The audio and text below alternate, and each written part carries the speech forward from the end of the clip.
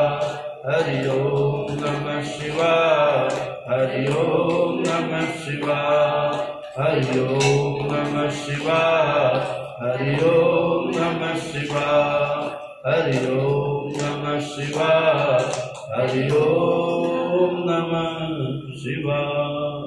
गुरु शंकर भगवान की, शिव महापुराण की जय। हरे हरे महादेव, हरे हरे महादेव, हरे हरे महादेव। गुरु सदगुरुदेव भगवान की जय। आई कहाँ चल रही थी कथा चल रही?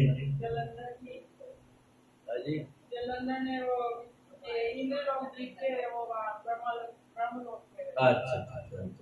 बोलो शंकर भगवान की। इस प्रकार से कल की जो शिव पुराण की महाकथा का श्रवण कर रहे थे हम लोग। सूर्य महाराज, सनत कुमार आदि ऋषि, नारद जी, व्यास जी महाराज इस कथा को सुन रहे हैं, सुना रहे हैं। तो ब्रह्मा जी बोले, नारद जी जलंधर कौन था, कैसा था, कैसे उनका जन्म हुआ, वो सारी कथा आपने हमको सुनाई। उसके बाद में जलंधर ने युद्ध क्यों किया देवताओं से, प्रतिशोध की भावना जलंधर के हृदय में कैसे जागृत हुई, इसके विषय में हम चर्चा करना चाहते हैं। और जलंधर ने किस प्रकार से इंद्र को परास्त किया और ब्रह्मलोक की तरफ पहुंचा, उससे बीच में कौन सी कथा आई, वो सारे विस्तार से मैं सुनना चाहता हूँ। आपकी यदि दया दृष्टि हो तो हमारे को सारी कथा सुनाए कि किस प्रकार से देवादिदेव महादेव की कृपा होती है जलंधर के ऊपर, वो भी वर्णन हमें सुनाए। और किस प्रकार से जलंधर की जो धर्मपत्नी थी वृंदा, उसका पतिव्रत भ्रष्ट विष्णु ने क्यों किया, वो कथा भी आप हमारे को सुनाए, हम सुनने की इच्छा रखते हैं। बोलो शंकर भगवान की। इस प्रकार से देवादिदेव महादेव की कृपा से जैसे जैसे जलंधर आगे जा रहा है और देवताओं में खलबली मची हुई है चारों तरफ से, कैसे अपने कुल को बचाया जाए, कैसे अपने लोक को बचाया जाए।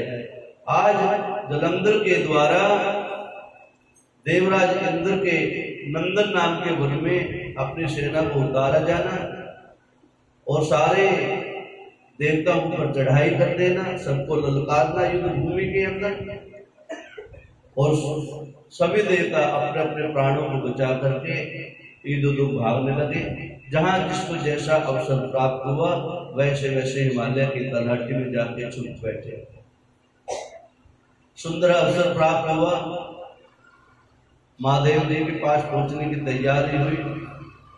हे महादेव, ऐसे ऐसी आपत्ति आ गई है, ऐसा ऐसा कष्ट का समय आ गया है, आपकी यदि कृपा हो तो हमारे कष्टों को दूर कीजिए।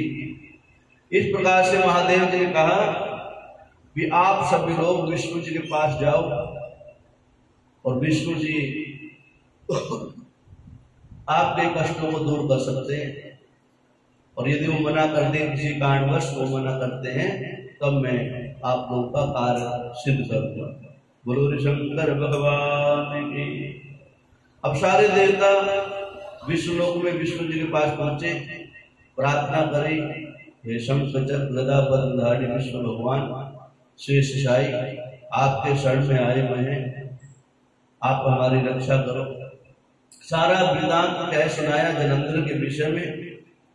विष्णु भगवान जी ने कहा, हे देवताओं, आप चिंता न करो, मैं जल्दी से जल्दी युद्ध भूमि में आकर उस जलंधर को देखूंगा। आप निश्चिंत होकर के अपने अपने धाम को पहुंचो, मैं सही समय में जलंधर को देखने के लिए पहुंचूंगा।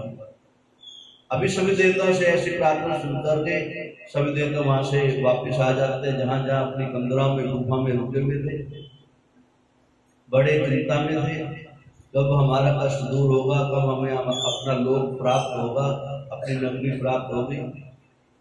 अब विष्णु भगवान जी से जो चिंतन कर रहे थे तो लक्ष्मी माता को भी एक टेंशन लग गई। लक्ष्मी माता विष्णु भगवान जी के चरणों का बंधन कर रही है, प्रार्थना कर रही है, महाराज सारे देवता एकत्रित होकर आपके शरण में आए और आपने उनको वचन भी दे दिया कि मैं जलंधर को अवश्य देव को मारूंगा। हाँ देवी, इसमें कोई संशय नहीं। अरे प्रभु, यदि आप जलंधर को मारोगे तो मेरा क्या होगा? जलंधर मेरा भाई है, जलंधर मेरा भाई है, और मेरे भाई को आप मारोगे तो कितना मेरे को अपयश लगेगा, कितना कष्ट होगा। विष्णु भगवान कहते हैं देवी, यदि ऐसी बात है मैं जलंधर को नहीं मारूंगा, लेकिन जलंधर को शिव अवश्य मारेंगे। लेकिन मेरे को युद्ध भूमि में जाना जरूर पड़ेगा, मैं जाऊंगा जरूर, हमारा जाना जरूर, लेकिन जलंधर को मारना मत आप। अब इस प्रकार से बोलो शंकर भगवान की जय। अब इस प्रकार से महादेव की जैसी कृपा, जैसा आदेश, वैसे सुंदर भाव जागृत करके विष्णु भगवान जी जैसे सभी देवताओं ने प्रार्थना करी थी, शिव देवताओं से बोला विशाले देवता आज जलंधर से युद्ध करने के लिए युद्ध भूमि के अंदर आ जाओ। सारे देवता करते, विष्णु भगवान जी आगे आगे अग्रणी हो जाते। आज विष्णु भगवान जी जलंधर से युद्ध करने के लिए जलंधर को ललकारते हैं। जलंधर भी अपनी पूरी सेना को लेके चंड मुंड शुंभ निशुंभ काल देवी आदि दैत्य, जितने भी दैत्य बड़े बड़े राक्षस थे, सभी सेनापति को लेकर के युद्ध भूमि के अंदर आ गया। और जलंधर के क्रोध का ठिकाना नहीं रहा, क्योंकि जलंधर को अपना सारा वो वैभव, सारी संपदा, सारा धन खजाना वापस लेने की इच्छा थी, जो उनके पूर्वजों से देवताओं ने बलात् हठ धर्मिता अपना करके, बहका करके, छल करके जो उन्होंने ग्रहण करी थी, उसका बदला लेने के लिए युद्ध भूमि के अंदर जलंधर ललकारता है भगवान देवताओं को। सारे देवता एक तरफ, जलंधर की सेना एक तरफ, घनघोर युद्ध हुआ। चंड मुंड आदि देवता लड़ रहे हैं सारे आपस में, खूब घोर युद्ध चल रहा है। कहते हैं कथा और बीच में आती है, जब युद्ध चल रहा था देवताओं में राक्षसों में, कहते जैसे जैसे देवता मरते जा रहे थे तो बृहस्पति महाराज भी वहां पर थे। तो बृहस्पति महाराज के पास में भी वो विद्या थी, और उधर दैत्यों के गुरु शुक्राचार्य जी, उनके पास में भी विद्या थी। लेकिन शुक्राचार्य जी के पास में मृत्युंजय नाम की एक बूटी थी, मृत्युंजय नाम का एक मंत्र था, जिसके कान में मंत्र फूंक देते थे वो जीवित हो जाता था। और हमारे बृहस्पति महाराज जी औषधि लाया करते थे। ये वो वही औषधि है जब भोले बाबा को मिलने के लिए पंडित जी नायिका गए थे, नाई ने आते समय जो विभूति बिखरा दी थी, वो आज विभूति काम आ रही है देवताओं के हित में कार्य के लिए। मृत संजीवनी विद्या मतलब औषधियां, जो प्राण रक्षा करने वाली औषधियां होती है। अब इस प्रकार से देखा, जलंधर कहते इतने देवताओं को मैं मार देता हूँ, एक ही पल के अंदर इतने देवताओं को मार देता हूँ, फिर भी जीवित कैसे हो जाते हैं। चिंता हुई जलंधर को। बृहस्पति महाराज जैसे जैसे देवताओं को जिला रहे हैं, जलंधर उतनी टेंशन होती गई। टेंशन दूर करने के लिए जलंधर अपने गुरु शुक्राचार्य जी के शरण में पहुंचे। महाराज, हे गुरुदेव, आप कृपा करो, कुछ उपाय बताओ, क्या करने। महाराज, इतने देवताओं को मैं मार रहा हूं, लेकिन बार बार पुनर्जीवित कैसे हो जाते हैं, इसका क्या कारण है, क्यों ऐसा जीवन दान प्राप्त हो जाता है। कहते हैं उनके गुरु जी हैं बृहस्पति महाराज, और बृहस्पति महाराज द्रोणगिरी पर्वत से औषधियां ला करके और घोट घोट कर को पिला रहे हैं। तो महाराज इसका उपाय कुछ नहीं हो सकता। बृहस्पति महाराज जी को हाथ नहीं लगा सकते, और कोई उपाय हो। कहते बेटा, ये तेरे बाहुओं में, हाथों में इतना बल है, तो उस द्रोणगिरी पर्वत को उठाकर समुद्र में फेंक दो, तो तेरा काम हो जाएगा। आज जलंधर ने अपने दोनों बाजू का जोर लगाया और जड़ से द्रोणगिरी पर्वत को उठाया और समुद्र के अंदर फेंक दिया। बोलो शंकर भगवान की। अब बृहस्पति महाराज जी दौड़े दौड़े गए। अब द्रोणगिरी पर्वत इतना बड़ा था, देखा बृहस्पति महाराज ने कौन सा रास्ता भटक गया, कहाँ आ गया मैं। चारों तरफ देखते कोई द्रोणगिरी पर्वत नहीं दिखाई दे रहा। हताश होकर वापिस आ जाते हैं और देवताओं को चुपके से कहते हैं भैया आप जो भाग चलो यहाँ से। क्यों? क्योंकि जो औषधि जो दवाई मेरे पास थी, वो दवाई का जहाँ रखी थी वो पहाड़ ही नहीं मिला मेरे को। पहाड़ी इस दुष्ट राक्षस ने उठा करके समुद्र में फेंक दिया, इसलिए अब कुछ दिनों के लिए भाग चलो। बोलो शंकर भगवान की।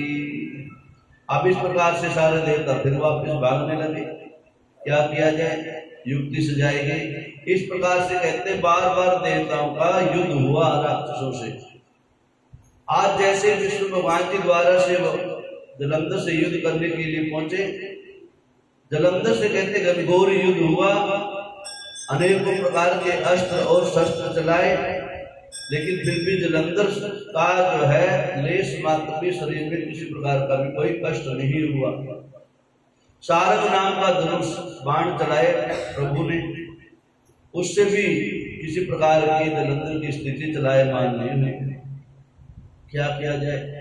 अब विष्णु भगवान जी ने अपनी गदा उठाई, गदा से ऐसा जोर का प्रहार किया जलंधर के ऊपर, जलंधर की ध्वजा डूब के नीचे गिर गई। जलंधर ने भी सुंदर गदा उठाई और भगवान के सीने पे दे मारी। भगवान भी विक्षुब्ध होकर विष्णु भगवान जी नीचे गिर पड़े। फिर मूर्छा खुली, दोनों रथ से नीचे। अब युद्ध हाथों से युद्ध होने लगा, धनुषों से लातों से युद्ध होने लगा। कहते कितने वर्षों तो विष्णु भगवान जी और जलंधर में युद्ध हुआ। काफी वर्ष बीत गए, ना विष्णु जी हार गए ना जलंधर हारा। अब विष्णु जी ने देखा ऐसे तो हराना ठीक है ना, मैं इसको मार भी नहीं सकता, क्यों मैंने लक्ष्मी जी को वचन दे रखे इसको मारूंगा भी नहीं। मैं तो केवल जैसे युद्ध ही लड़ रहा हूँ, इसको मार तो सकता ही नहीं। इससे अच्छा तो है कुछ दूसरे युक्त उपाय किए जाए। अब क्या किया जाए।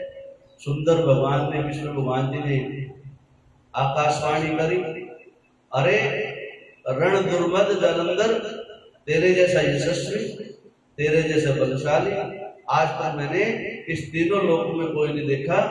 तो मैं तेरे इस युद्ध से खुश हूं, तेरे इस बल से खुश हूं, तो कुछ वरदान मांग। तेरे प्रभु वरदान देना चाहते तो सुनो मेरी बात, तेरे सुनाओ। तेरा आप मेरे ऊपर खुश हो जाओ, तेरे ठीक है। और सारे देवताओं को अपने साथ में लेकर जलंधर नगरी में प्रवेश करो, वहां पर आनंद से रहो और एक छत्र राज मुझे दो। विष्णु भगवान जी ने कहा ठीक है भैया, जैसे तेरी इच्छा वैसे ही है। अब उसको वरदान देकर जलंधर से विष्णु भगवान जी पूरे देवताओं को लेकर के द्वारा से जलंधर नगरी में प्रवेश कर गए। आज विष्णु भगवान जी सारे देवताओं के साथ में जलंधर नगरी में रहने लगे, मालपुए खाए और जुड़ाए। बोलो शंकर भगवान की। अब लक्ष्मी माता ने देखा भगवान जी पहुंच गए जलंधर मेरे भैया के यहाँ, मैं भी चलूं। सारे देवता अपने पूरे परिवार को लेकर रहने लगे, लेकिन कहते हैं पराधीन सुख सपने ही नाम है। पराधीन सुख सपने ही नाम। दूसरे घर में कितनी अच्छी व्यवस्था हो, कितने माल कोई पक रहे हो, लेकिन नहीं, एक दिन तो कुछ न कुछ सुननी पड़ेगी। इनको सोना नहीं आता, इनको खाना नहीं आता, इनको बैठना नहीं आता, इनको चलना नहीं आता, इनको बोलना नहीं आता, इनको नहाना नहीं आता। मतलब कुछ ना कुछ तो सुननी पड़ेगी, कुछ ना कुछ तो खटपट हो ही जाएगी। इसलिए कहते हैं अपना घर जो है ना, अपनी कुटिया महल जैसी कुटिया होती है। वहां कैसे टांग पसारो, सर ऊपर करो या पाँव ऊपर करो, कैसे सो, कोई कहने वाला नहीं। आत्मा राम खुश रहता है वहां पर। बोलो शंकर भगवान की। सारे देवता कह रहे महाराज इतने दिन हो गए यहाँ रहते रहते, और जिस कार्य के उद्देश्य से दुश्मन के घर में ही रहना पड़ गया, दुश्मन के घर में ही रहना पड़ रहा है। जिसके पूर्वजों से, जिसके परिवार से सदा सदा दुश्मनी रही हमारी, उन्हीं के घर में खाना पड़ रहा है, दुश्मन की रोटी में पलना पड़ रहा है। बताओ कौन सी बड़ी, कैसे ग्रह हमारे आ गए। चिंतन करने लगे, एक दिन ब्रह्मा जी से बोले सारे इकट्ठे हुए, महाराज कब तक दुश्मन के घर में पड़े रहोगे, दूसरे के रोटी पे, दूसरे के टुकड़ों पे पलते रहोगे? और पता नहीं ये दुष्ट है राक्षस है, ये दुष्ट है ये राक्षस है, पता नहीं रात में सोते सोते कभी काम करते सभी देवताओं का, बड़ा मुश्किल है। इसलिए कुछ युक्ति सुझाव, युक्ति सजाते हैं।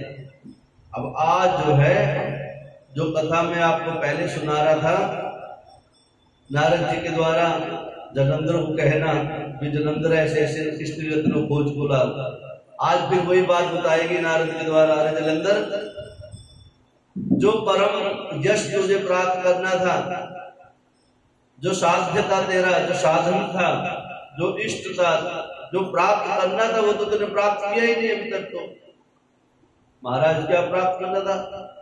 मैंने कहा था पूरी त्रिलोकी में एक सुंदर रत्न है, स्त्री रत्न है, उसको जब तक प्राप्त नहीं करेगा, जब तक तेरे पास कोई वैभव जो है अच्छा नहीं लगेगा, शोभा नहीं देगा। जलंधर को याद आ गई बेचारे नारद जी की बातें।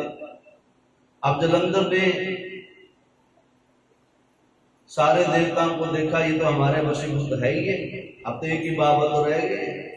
अब बाबा एक थोड़े थे, बाबा तो बाबा ही है, बाबा की शक्ति का पार नहीं पाया किसने आज तक। जलंधर ने चढ़ाई कर दी, चलो भी हिमालय पर्वत पे चलो, जहाँ बाबा रहते हैं, जहाँ समाधि में लीन है बाबा, वहां चढ़ाई कर दो। चंड मुंड काल देवी आदि जितने भी सेनापति थे, जलंधर ने चढ़ाई कर दी, कैलाश पर्वत को चारों तरफ से घेर लिया। और चारों तरफ से जैसे घेरा, भोले बाबा समाधि में बैठे हुए थे। भोले बाबा के नंदी भृंगी आदि गणों देखा, भैया बाहर क्या हो रहा है, आंख खुली भोले बाबा की। महाराज लग तो कुछ गड़बड़ी रहे, देखो जाके देखा जाए। कहते हैं फिर बड़े बड़े राक्षस पहुंच गए महाराज आपकी सेवा में, आपके दर्शनों के लिए।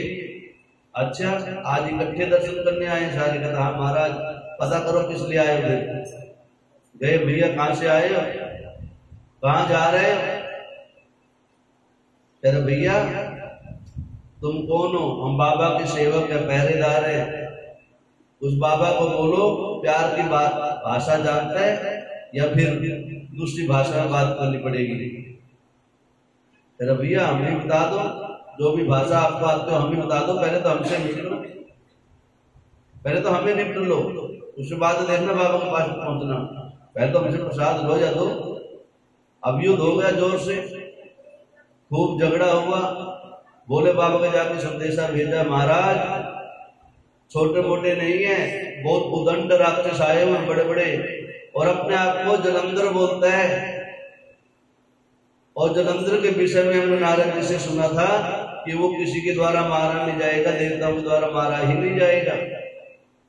फिर कहता वो तो आपकी कृपा होगी तो कुछ हो सकता है, आप ही कल्याण कर सकते हैं। आज कहते हैं इस प्रकार से देवादिदेव महादेव की कृपा होती है। महादेव जी अपने सारे दूतों को आज्ञा देते हैं, माता भद्रकाली को भी आदेश देते हैं, और जितने भी नंदी भृंगी आदि देवता थे सबको आशीर्वाद देते हैं। कहते हैं भैया युद्ध की तैयारी करो, लाखों करोड़ की संख्या में देवादिदेव महादेव की सेना तैयार होगी। और कहते हैं जलंधर को बोलो यहाँ पहाड़ों में तो युद्ध होगा नहीं, क्यों? यहाँ तो एक मौका मारो 10 को भिड़ जाओगे, सारे नीचे गिर मिलोगे। अब जहां तेरी इच्छा वहीं चलो। कहते चलो फिर वहीं चलते जहाँ युद्ध भूमि है। जलंधर अपनी सेना को लेकर चलते हैं, युद्ध भूमि में, संग्राम भूमि में सारे इकट्ठे हो जाते हैं। और कहते हैं देवता भी इकट्ठे हो गए, सारे देवता भी महादेव की सेना में इकट्ठे होकर मिल गए सारे। आज सुंदर रणभूमि तैयार हो गई, हजारों लाखों करोड़ों की संख्या में देवादिदेव महादेव की सेना, लाखों करोड़ों की संख्या में जलंधर की सेना आमने और सामने हो गई। तो कहते हैं इस प्रकार से लड़ते लड़ते हजारों वर्ष व्यतीत हो गए। महायुद्ध चलता रहा, देवासुर संग्राम चलता रहा, देवता और असुर में संग्राम चलता रहा। लेकिन आज संग्राम का कोई प्रतिफल नहीं निकल के आ रहा। सारे देवता कहते महाराज हम तो भजन पूजन करने वाले लोग थे, माल पूजन छकने वाले थे, कहाँ फंसा दिया, कुछ तो करो, कृपा करो, क्या करना करो कृपा। शांति से जाकर अपनी गुफा में तपस्या करेंगे, यज्ञ करेंगे, पूजन करेंगे, भजन करेंगे, आरती उतारेंगे। चलो महादेव की कृपा होती है। महादेव जी आज अपने धनुष को लेकर के, अपने त्रिशूल को लेकर के और रथ में आरूढ़ होकर के कहते सारे देवता में मिलकर के ऐसा रथ तैयार किया अपनी शक्ति के द्वारा। उस रथ में सभी प्रकार की सुविधाएं उपलब्ध थी, कोई भी अस्त्र खत्म नहीं होता था, समाप्त नहीं होता था। एक त्रिशूल चला गया, दूसरा त्रिशूल आ गया, एक गदा टूट गया, दूसरा गदा उसके अंदर ऑटोमेटिक जो है व्यवस्था थी। इतनी एडवांस टेक्नोलॉजी थी उस समय की। बोलो हरि शंकर भगवान की। इस प्रकार से घनघोर युद्ध में होने लगा। भोले बाबा युद्ध करने लगे। कहते हैं 100 वर्ष बीत गए, अभी तक युद्ध का परिणाम नहीं निकल पा रहा। अब जलंधर माया में था, जैसे देवता लोग रूप धारण कर लेते थे, दूसरा रूप धारण कर लेते थे, ऐसे राक्षस लोग भी मायावी होते थे।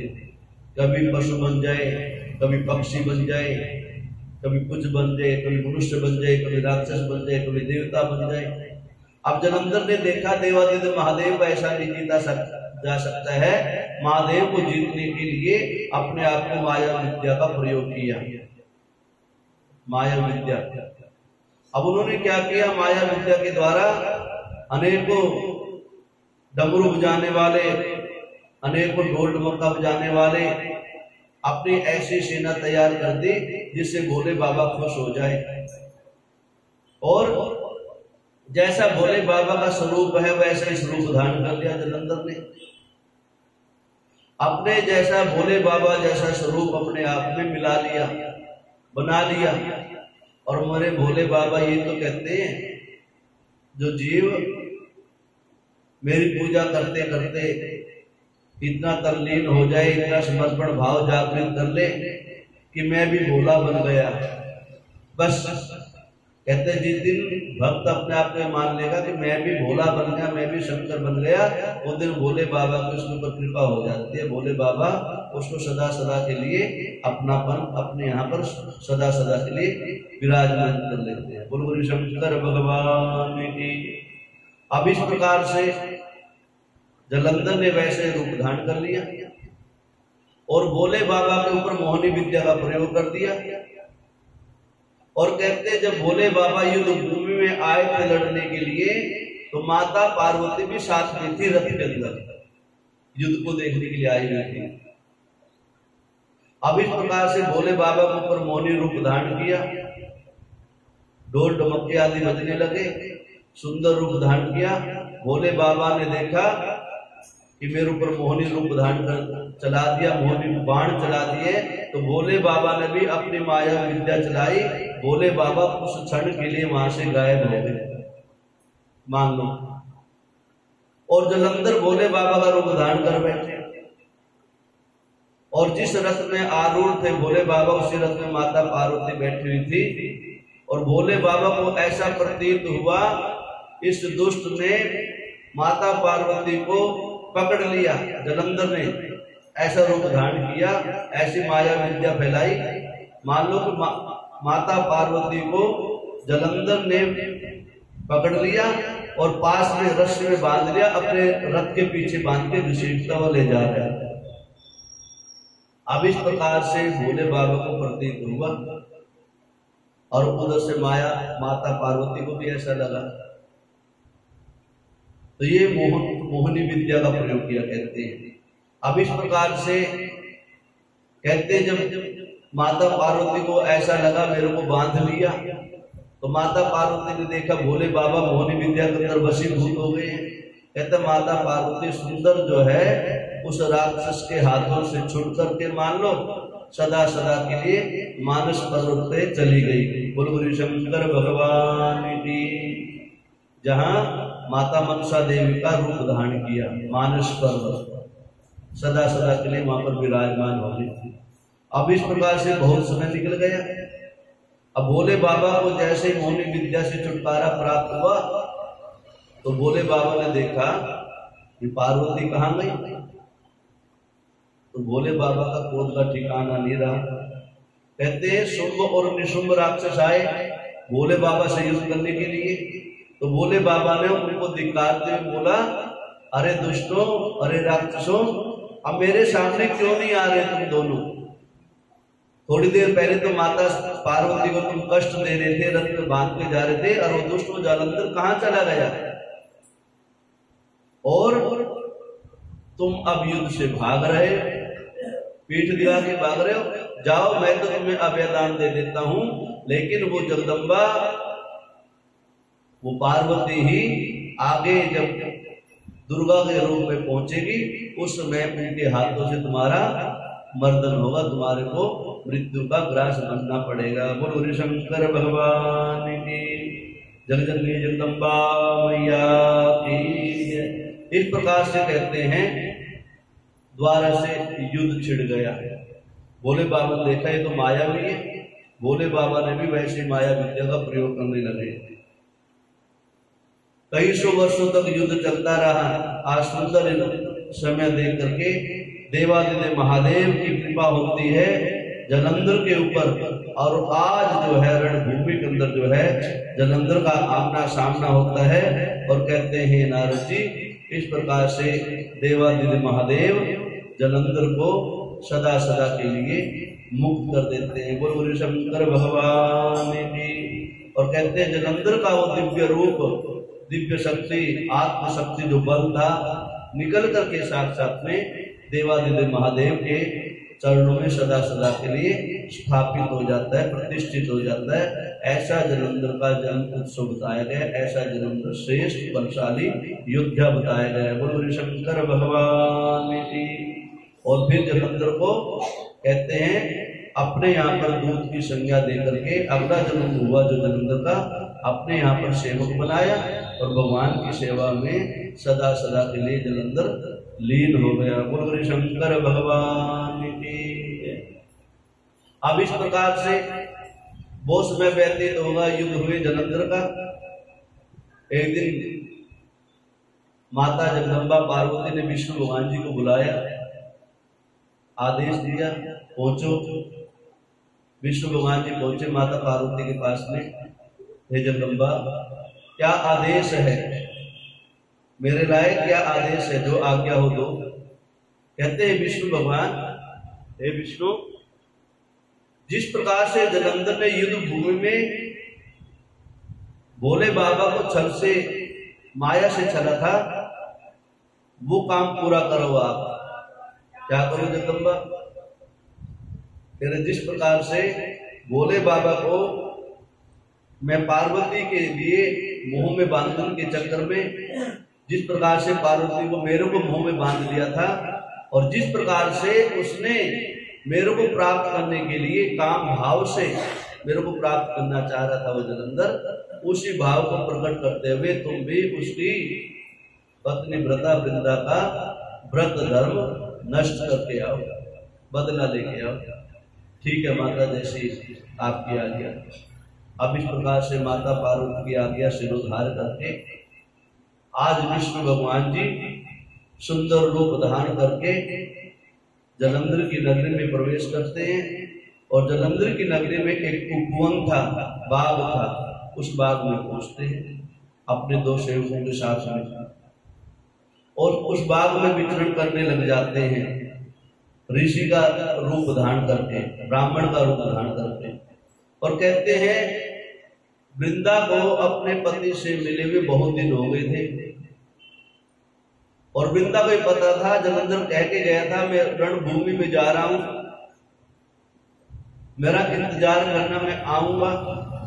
लेकिन जब महीना, 2 महीने, 6 महीने, साल व्यतीत हो जाए, तो एक पति व्रता स्त्री के मन का जो भाव होता है वो कैसा होता है सबको पता है। अब वो बड़ी बेचैन, कोई समाचार नहीं, कोई संदेशा नहीं, कोई चिट्ठी नहीं, कोई पत्र नहीं, कोई तो आए, कोई तो संदेशा लेके आए। अब विष्णु भगवान जी देखा वृंदा बड़ी विचलित है, चलो यही समय है, सही समय है, आज वृंदा से संयोग किया जाए। अब वृंदा कभी महल पे चढ़े, कभी अटारी पे, कभी छज्जे पे, लेकिन कहीं पर भी उसको शांति की प्राप्ति नहीं हो रही। और क्यों नहीं हो रही? उसको आज मानो बहुत भयंकर सपने आ रहे हैं, उसको काल दिखाई दे रहे हैं, कौवे चिल्ला रहे, गिद्ध चिल्ला रहे, कुत्ते चिल्ला रहे, बिल्ली और सियार भी जो है ना चिल्ला चिल्ला के रो रहे हैं।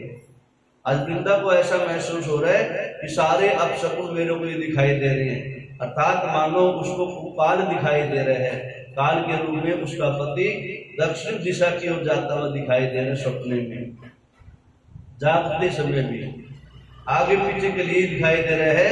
मेरा जो पति है जलंधर, वो काल का ग्रास तो नहीं हो गया, कहीं युद्ध भूमि के अंदर जो है काल की ग्रास तो नहीं बन गई। आज कभी अटारी में जाए, कभी छज्जे पे खड़ी हो, अपनी सहेलियों से पूछे, ब्राह्मण सुनते, महाराज ऐसे ऐसे अपशकुन दिखाई दे रहे जीवन में, इनका क्या लक्षण होता है? ये लक्षण बताए गए जीवन के भी, कैसे कैसे अपशकुन होते हैं। ये शकुन, अपशकुन, अंग का स्फूर्ण करना, ये सारी जो है हमारी स्थिति होती है, इससे पता लगता है कि कैसी अवस्था है। तो सपनों का भी साकार, सपने जो साकार होते हैं। ब्रह्म मुहूर्त के जो सपने होते हैं 2, 2:30, 3 बजे के आसपास जो सपने स्टार्ट होते हैं, और सूर्योदय से पहले पहले के जितने सपने होते हैं लगभग साकार रूप लेके जाते हैं, आभास हो जाता है। कुछ चीजें होती है अपने अंग फड़कने लग जाते हैं, आंख फड़कती है, कंधा फड़कता है, हृदय फड़कता है, मस्तक फड़कने लग जाता है। ये सारे जो है हमारे जीवन के अंदर शुभ अशुभ कर्मों का फल और प्रतिफल होता है। अब वृंदा से कहीं नाराज है, बेचैनी छाई हुई है। आज वृंदा अपने महल से उतर के अपने सखियों को लेकर, दो सखियों साथ में लेकर के उस उपवन में पहुंच जाती है, और थोड़ी देर के बाद में विष्णु भगवान जी भी ब्राह्मण का, साधु का रूप धारण करके वहां पर पहुंचते हैं। और साधु ब्राह्मण संत की जो संगति बताई गई है, जो भाव बताया गया है, उनकी जो विषय में बताया गया है, उस सबको पता है। अब वृंदावन देखो कोई संत पहुंचे हुए हैं, क्यों न संत से ही कुछ बात की जाए।